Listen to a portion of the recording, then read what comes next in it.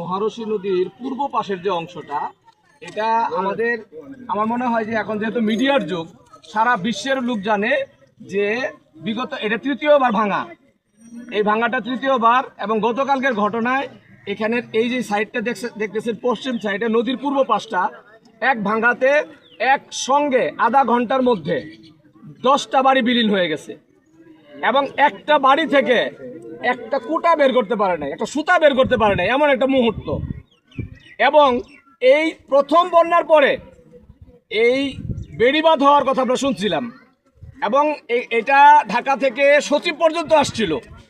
তারা এসে কি করছে আমরা জানি না, কি করলো তারা। যদি তারা এত ভালো কাজই করে থাকে তাহলে আজকে আবার কেন ভাঙলো?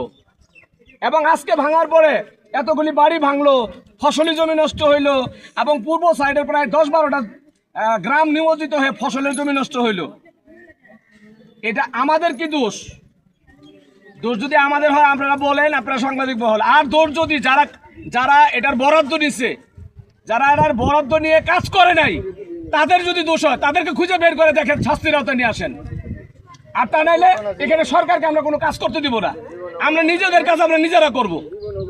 আমরা এলাকাবাসী আমরা আমাদের এই এলাকার কাজ করব। আমরা অন্যের সহযোগিতা দিব না।